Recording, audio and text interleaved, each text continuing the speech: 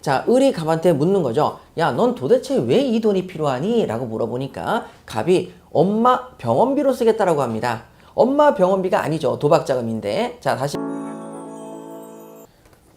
안녕하세요, 여러분. 우리 모두 합격하는 그날까지 위패스 민법의 김묘엽입니다.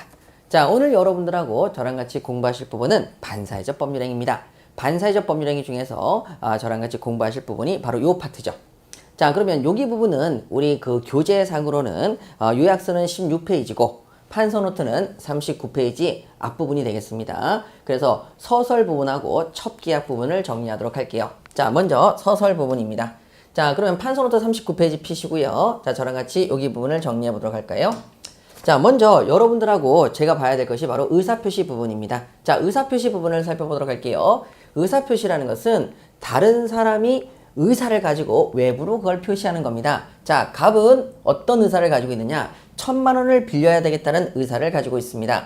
그리고 그것을 외부로 표시하죠. 야, 1,000만 원 좀 빌려줘. 그러면 의사를 가지고 외부로 표시했기 때문에 그 과정들을 전부 다 모아서 의사표시라고 얘기합니다. 그런데 그 의사표시를 하게 된 계기, 목적 이런 것들을 동기라고 부르는데, 자, 이 동기는 의사표시 내용이 아닙니다. 그래서 여기는 실선이고 여기는 의사표시 내용에 들어가지 않으니까 점선으로 표시했죠. 그 사람은 왜 1,000만 원이 필요하느냐? 도박자금으로 쓰기 위한 동기로서 1,000만 원이 필요했습니다. 자, 그러면 이 사람이 이런 동기를 가지고 이런 의사표시를 하는데 그 행위가 어떻게 평가되는지 저랑 같이 우측을 한번 보십니다. 자, 우측을 보시게 되면 이런 일들이 벌어지는 거죠. 자, 갑이라는 사람이 결론적으로 을에 가서 1,000만 원 빌려야지라는 생각으로 1,000만 원 빌려줘라고 얘기를 했습니다. 그런데 자, 을이 갑한테 묻는 거죠. 야, 넌 도대체 왜 이 돈이 필요하니? 라고 물어보니까 갑이 엄마 병원비로 쓰겠다라고 합니다. 엄마 병원비가 아니죠. 도박자금인데. 자, 다시 말해서 동기를 외부로 표시한 적이 있습니까? 없습니까? 없습니다. 동기를 표시한 적이 없죠. 그러면 그때 을이 야, 어머니가 괜찮으셔? 병원비 내가 당장 빌려줄게 라고 빌려줬습니다. 자, 그럼 을이 갑한테 돈을 1,000만 원 빌려준 행위는 반사회적 법률행위에 들어간다 안 들어간다? 안 들어가지요. 당연히 반사회적 법률행위가 아닙니다. 자, 그런데 다음 한번 가보도록 할게요. 자, 다음입니다. 이번에는 자, 을이라고 하는 사람이 갑한테 1,000만 원을 또 빌려줬는데요. 이번엔 또 물었습니다. 무슨 동기 때문에 돈이 필요하냐라고 하니까 갑이 이런 얘기를 합니다. 도박자금에 쓰려고. 자, 도박자금에 쓴다는 동기를 표시를 해버렸습니다. 자, 동기를 뭐 했다고요? 표시했습니다. 그런데 그러면서도 그걸 알면서도 을이 갑한테 1,000만 원을 빌려줍니다. 다시 말해서 이때 돈을 빌려준 행위는 당연히 사회질서에 반하는 반사회적 법률행위가 되겠습니다. 맞죠? 동기를 표시하는 순간에 의사표시 내용이 반사회적으로 바뀐 거네요. 자, 그러면 여러분 다음으로 가셔서 갑이 을에게 자, 1,000만 원을 빌린 경우를 또 하나 예시를 들어보도록 하죠. 자, 갑이 을에게 1,000만 원 빌렸는데 자, 을이 갑한테 묻지도 않습니다. 뭐에 쓰려고? 묻지도 않아서 갑은 표시한 적이 없습니다.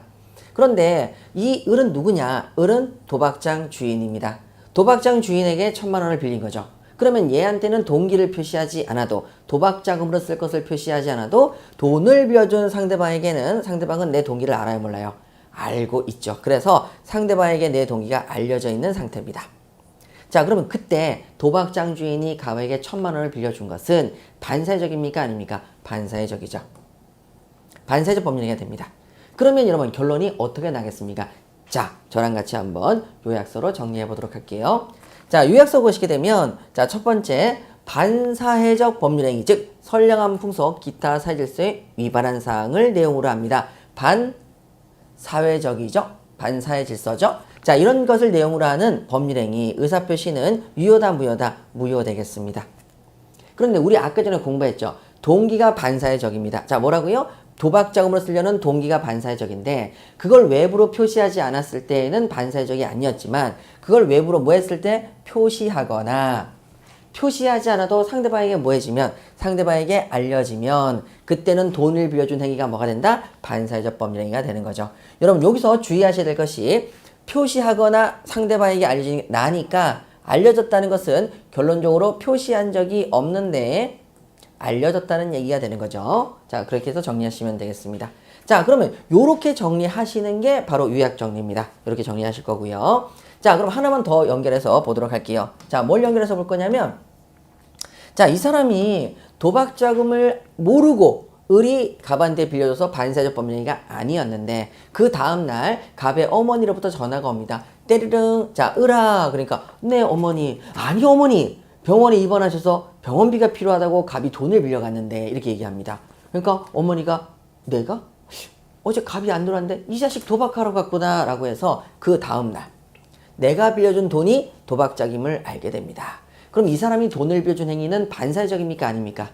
사회질서에 반하지 않지요. 그 다음날 알게 됐다 하더라도 사회질서에 반하지 않습니다. 자, 되셨죠? 자, 그래서 여러분 저랑 같이 마지막으로 정리하시면 이렇게 되겠습니다. 반사회적 법률행위의 판단 시기는 돈을 빌려줄 당시입니까? 그 다음날부터입니까?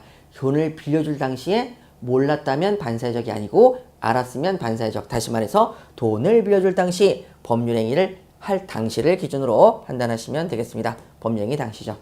자, 그럼 여기 관련돼서 우리 기출지문을 풀어보도록 할까요? 자, 기출지문입니다. 자, 저랑 같이 한번 볼까요? 먼저 1번입니다. 상대방에게 표시되거나 알려진. 자, 뭐가요? 제가 여러분 요 부분은 여러분들에게 꼼꼼하게 밑줄을 그어드리기 위해서 제가 보면서 하도록 하겠습니다. 자, 먼저 동기가 반사회적입니다. 동기가 반사회적이죠. 그때 동기가 뭐 했을 때? 표시되거나. 표시되지 않았으면 최소한 뭐가 됐을 때? 알려졌을 때. 자, 그때 그 법률행위는 뭐가 된다? 반사회적 법률행위가 되죠. 즉 법률행위는 뭐가 된다? 무효가 되겠습니다. 돈을 빌려준 행위는 무효가 되겠습니다. 그래서 정답은 O.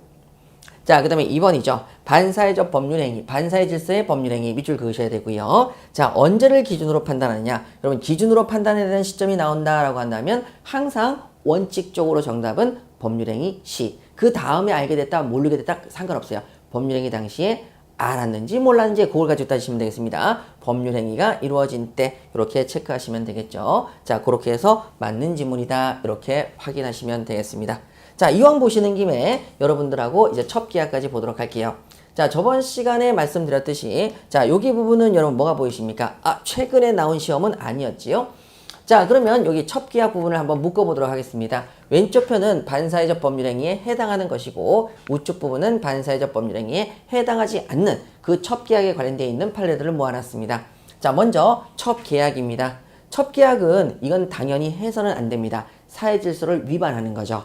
그래서 첩계약은 사회질서에 위반한다? 맞습니다. 다만 처가 동의를 합니다. 본래 처가 동의를 합니다. 첩을 두라고 동의했지만 개인의 동의 가지고 사회질서의 위반이 없어지는 건 아니죠. 그래서 처가 동의해도 첩계약은 사회질서에 반합니다. 다음, 부척관계가 끝나는 것을 자 해제 조건으로 하는 증여입니다. 자, 그러면 여러분 이게 어떻게 되는 겁니까? 해제 조건은 그림을 그릴 때 이렇게 그리셔야 되죠. 요렇게 요게 해제 조건이죠. 부척관계가 종료되는 이 시점에 해제됩니다.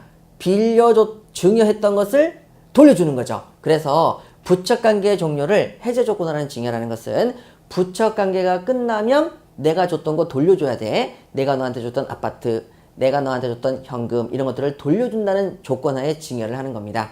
쪼잔하죠? 여러분 결론적으로 돌려줄 생각을 하니까 머리가 지끈지끈 첩계약을 종료시킬 수 없게 되겠네요. 그래서 이런 증여는 사회질서에 반하는 증여가 되겠습니다.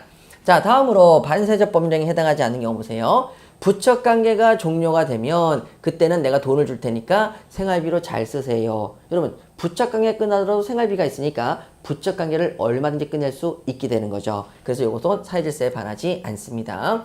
자, 다음으로 아내한테 미안해 하면서 부정행위를 용서받는 대가로 자 부동산을 양도합니다. 가정을 지키려고 노력하는 거죠.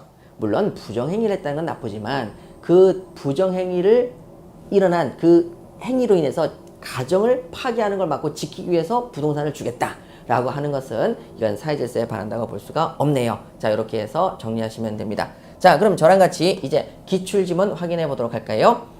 부척관계입니다. 자, 부척관계가 나오면 무조건 뭐 한다? 사회질서에 반합니다. 반사회적 법률행위가 되는 거죠. 누가 동의를 하더라도 처가 사전 승인을 하더라도 사전에 해라 하더라도 반사회적 법률행위냐? 맞습니다. 자, 그 다음에 다음으로 보시는 게 부척관계 종료를 무슨 조건으로 합니까? 해제 조건으로 겁니다. 그러면 받았던 것 다시 돌려내라고 했으니까 부척관계 종료가 쉽지 않겠죠. 자, 그랬을 때 그 증여를 했던 부분은 반사회적 법률행위가 되느냐? 반사회적 법률행위가 되겠습니다. 자, 다음으로 여러분 유죄를 가시게 되면 부척관계 대신에 불륜관계 종류라고 되어 있고요. 해제 조건 똑같고요. 증여계약 대신에 줄여서 증여가 나왔고요. 반사회적 법률행위라고 나왔습니다. 똑같죠? 이것도 반사회적 법률행위가 되겠습니다. 자, 3번입니다. 부정행위를 용서받는 대가로 처에게 부동산을 양도합니다. 자, 그러면 가정을 지키려는 거죠. 이런 행위는 반사회적 법률행위다, 반사회적 법률행위가 아니다. 반사회적이 아닌 거지요. 그래서 여기 부분은 틀렸다. 이렇게 보시면 되시겠습니다.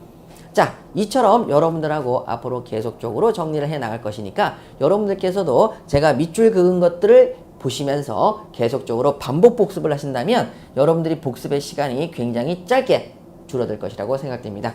자, 우리 모두 합격의 그날까지 위패스! 우리 모두 힘내십시다.